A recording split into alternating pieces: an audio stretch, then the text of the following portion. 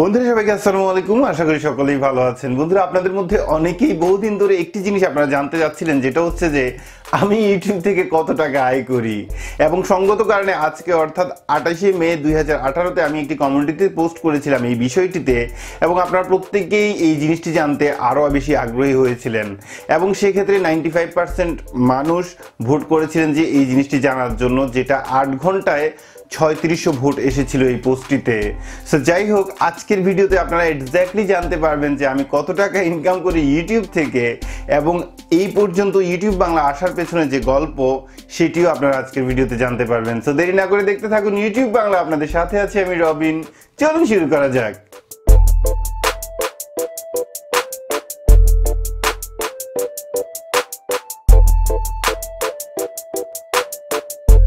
বন্ধুরা সর্বপ্রথম আমি যে কথাটি বলতে চাই আপনাদের উদ্দেশ্যে, বা ইউটিউব বাংলা চ্যানেলের যত সদস্য আছেন বা এই মুহূর্তে যারা ভিডিওটি দেখছেন, আপনাদের প্রত্যেককে যে কথাটি বলা সেটা হচ্ছে যে থ্যাংক ইউ আপনাদের সবাইকে।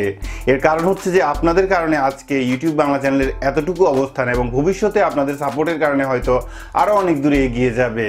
এবং সেই সাথে আমি আরও একটি কথা বলতে চাই, যদি কেউ এই ভিডিওটি আপনাদের নিজেদের চ্যানেলে আপলোড করতে চান বা এই ভিডিওটির ক্লিপ আপনারা আপলোড করতে চান আপনাদের চ্যানেলে, সেক্ষেত্রে কোনো সমস্যা নেই, এটি থাকবে কপিরাইট ফ্রি।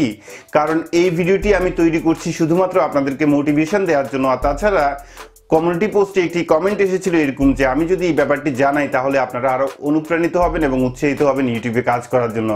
সো যাই হোক, সর্বপ্রথম আমরা জানবো যে একজন ইউটিউবার ইউটিউব ছাড়াও ইউটিউবের বাইরে থেকে স্পন্সরের মাধ্যমে কত টাকা আয় করতে পারে। অর্থাৎ গত 3 মাসে আমি ইউটিউব বাংলা চ্যানেল থেকে কতগুলি স্পন্সর পেয়েছি এবং সেগুলি কি কি ছিল এক নজরে দেখে নেওয়া যাক।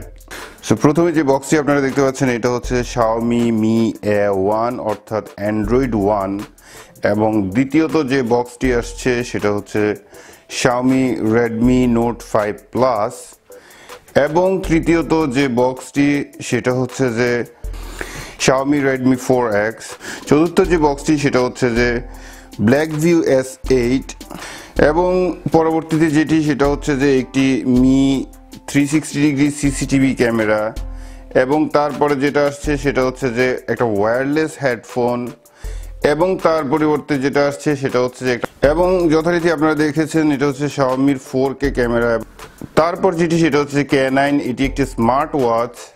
এরপরে যে বক্সটি এটা হচ্ছে যে Amazfit Xiaomiর স্মার্ট ওয়াচ, এবং তারপরে যথারীতি আপনারা দেখতে পাচ্ছেন যে একটি Xiaomi ইলিং বাল্ব, এবং তারপর যে জিনিসটি এটা হচ্ছে যে একটি স্মার্ট ওয়াচ ফোন, এবং তারপর যে বক্সটি আসছে সেটা হচ্ছে যে একটি ড্রোন আপনারা দেখতে পাচ্ছেন, এবং তারপর যে বক্সটি আসছে সেটা হচ্ছে যে একটি প্রজেক্টর, যেটার ভিডিও আপনারা দেখেছিলেন, এবং তারপর যে জিনিসটি আসছে সেটা হচ্ছে যে একটি স্মার্ট টিভি বক্স।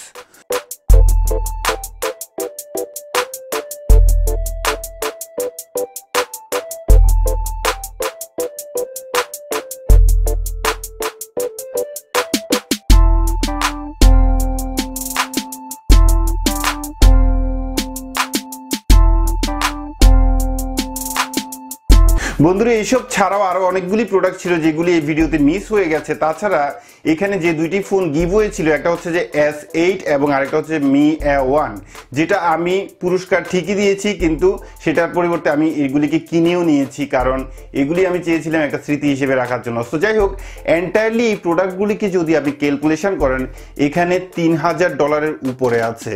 সো তার মানে হচ্ছে যে গত 3 মাসে আমি $3000 উপরে যে প্রোডাক্টগুলি পেয়েছি, এগুলি প্রত্যেকেই আমার ইউটিউবের একটি আয়ের উৎস।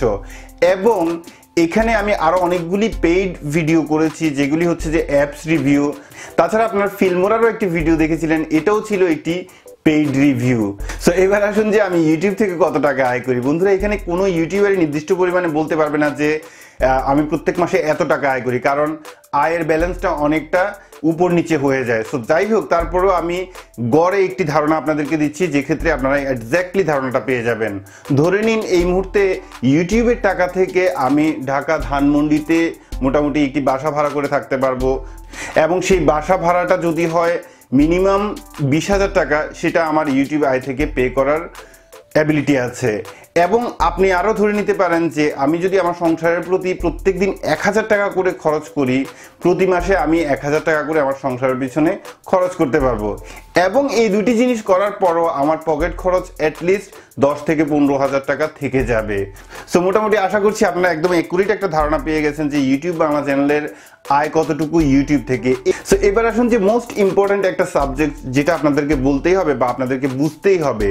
সো এবার আসুন যে ইউটিউব বাংলা এতটুকু পর্যায়ে আসার পেছনে কোন গল্পটি ছিল। বন্ধুরা, প্রথমে আমি যখন ভিডিও আপলোড করতাম সবসময় আমার মাথার মধ্যে একটি জিনিস কাজ করতো, যেটা হচ্ছে যে যেটা আমি করছি বা করে দেখাচ্ছি এটা যেন সর্বপ্রথম আমার নিজের বেলায় কাজ করে। দ্যাট মিনস এটা যদি আমার বেলায় কাজ করে সেক্ষেত্রে আরেকজনের ক্ষেত্রে কাজ করবে। সো এই জিনিসটি মাথায় রেখে আমি সবসময় ভিডিও তৈরি করেছি। তাছাড়া আমি অলওয়েজ ট্রাই করেছি আপনাদেরকে সত্যটা সত্য হিসেবে বলার জন্য এবং মিথ্যাটা মিথ্যা হিসেবে বলার জন্য। এবং আপনারা হয়তো জানলে অবাকও হবেন, আমি বিগত দিনে অনেকগুলি স্পন্সর রিজেক্ট করেছি যেখানে অনেক লোভনীয় অফার ছিল। জাস্ট সম্প্রতি একটি ইমেল এই মুহূর্তে আপনারা দেখতে পাচ্ছেন, যেটা হচ্ছে যে ইন্ডিয়ান একটি company, mobile phone company itel থেকে একটি অফার এসেছিল, যেটা হচ্ছে $300 তারা আমাকে পে করবে শুধুমাত্র একটি রিভিউর জন্য, এবং সেই সাথে $150 থেকে $200 একটা ফোন দিবে। এবং সেখানে তাদের মেইন শর্তই ছিল যে নেগেটিভ কোনো কিছু বলতে পারবো না। সো এই ক্ষেত্রে আমি এই অফারটিকে করে দিয়েছি রিজেক্ট। সো এই কথাটা বলার অর্থ এতটুকুই, আমি কখনোই চাই নাই যে আপনাদের সাথে একটি প্রতারণামূলক ভিডিও দেই অথবা আমার একটি কথার কারণে আপনি প্রতারিত হয়ে থাকেন। এবং যথারীতি আমি প্রথম থেকে এই জিনিসটি করে আসছিলাম, যার কারণে আপনারা হয়তো জানেন, যারা আমার অনেক আগের বন্ধু বা অনেক আগের সাবস্ক্রাইবার ইউটিউব বাংলা চ্যানেলের, তারা হয়তো জানেন যে ইউটিউব বাংলা চ্যানেল 2 সপ্তাহ বন্ধ ছিল। কারণ যখন ইউটিউবের ভাইরাল ভিডিওগুলি যেগুলি মিথ্যা ছিল সেগুলি সম্পর্কে আমি যখন কথা বলা শুরু করেছিলাম, তখন অনেকেই আমার রিপোর্ট করে আমার চ্যানেলটি বন্ধ করে দেয়। এবং আপনাদের ভালোবাসার কারণে আমি চ্যানেলটাকে ফিরিয়ে নিয়ে আসতে পেরেছি। সো এক্ষেত্রে আমি বলবো যে আপনাদেরকে এই জিনিসগুলি মাথায় রাখতে হবে। সো মোটামুটি আমি মনে করছি যে ইউটিউবে কাজ করার ক্ষেত্রে আপনার প্রথম যে জিনিসটি লক্ষ্য হওয়া উচিত সেটা হচ্ছে যে আপনি যেটা দেখাবেন সেটা যেন আপনার ক্ষেত্রে কাজ করে। দ্বিতীয়ত হচ্ছে যে কোনো ধরনের কোনো মিথ্যা বা ধোঁকাবাজি ভিডিও দিয়ে কোনো অবস্থাতেই আপনার অডিয়েন্সকে কখনোই প্রতারিত করবেন না। তৃতীয়ত হচ্ছে যে আপনার প্রেজেন্টেশনের দিকে লক্ষ্য রাখুন, যে ক্ষেত্রে আপনার একজন ভিউয়ার আপনার ভিডিওটা দেখে মজা পায়। চতুর্থত যে জিনিসটি, ভিডিওতে একটা কথাও এক্সট্রা বলবেন না যে কথার কারণে আপনার অডিয়েন্স বিরক্ত হয়। এবং পঞ্চম যেটি, সেটা হচ্ছে যে আপনি যতটুকুই উপস্থাপন করবেন সবসময় চেষ্টা করবেন যে বেস্টই আপনি আপনার অডিয়েন্সকে দেওয়ার জন্য। তো দ্যাট মিনস একটা ভিডিও করার ক্ষেত্রে আমি গত ভিডিওতেও বলেছি, যে জিনিসটি বলবেন সেই জিনিসটিকে ফোকাস করার ট্রাই করুন। এবং আমি জানি যে আমার ভিডিওতে এখনো পর্যন্ত যথেষ্ট ল্যাকিং আছে অথবা অনেক ধরনের ভুলভ্রান্তি আছে, এবং আমি প্রত্যেক দিনই চেষ্টা করি যে সেই ভুলভ্রান্তিগুলিকে শুধরিয়ে নেওয়ার জন্য। সো বন্ধুরা, আশা করছি আজকের এই ভিডিওটি আপনাকে অনেক বেশি মোটিভেট করার জন্য কাজে দেবে, যাতে আপনি ভালো করে ইউটিউবে কাজ করতে পারেন। এবং আমি মনে করি এই পর্যন্ত ভিডিওতে যে কথাগুলি বলেছি সেই কথাগুলি যদি আপনি ফলো করেন, একদিন ইনশাল্লাহ আপনি আমাকেও ছেড়ে যাবেন অথবা অনেক বড় বড় ইউটিউবারকে ছেড়ে যাবেন। আমি এখনও ইউটিউবে অনেক ভালো কিছু করেছি এটা বিশ্বাস করি না। ইনশাল্লাহ আমি ট্রাই করে যাচ্ছি আরও ভালো কিছু আপনাদেরকে দেওয়ার জন্য। এবং আপনারা যদি কন্টিনিউ আমাকে সাপোর্ট করে যান, আমি আশা করছি ইউটিউব বাংলা চ্যানেল অবশ্যই একদিন অনেক বড় চ্যানেলে পরিণত হবে। বন্ধুরা, ধন্যবাদ জানাচ্ছি আপনাদের সবাইকে আপনাদের মূল্যবান সময় দিয়ে এতক্ষণ পর্যন্ত ভিডিওটি দেখার জন্য। ভিডিওটি যদি ভালো লাগে তাহলে অবশ্যই একটি লাইক দিয়ে যাবেন, এবং আপনি যদি আমাদের চ্যানেলে নতুন দর্শক হয়ে থাকেন অবশ্যই সাবস্ক্রাইব করবেন, পাশাপাশি বেল আইকনটি ক্লিক করে ওকে করতে ভুলবেন না। আশা করছি আগামী ভিডিওতে আরো ভালো কিছু নিয়ে দেখা হবে। সে পর্যন্ত ভালো থাকুন, সুস্থ থাকুন, এই শুভকামনায় আজকের মতো আল্লাহ হাফেজ।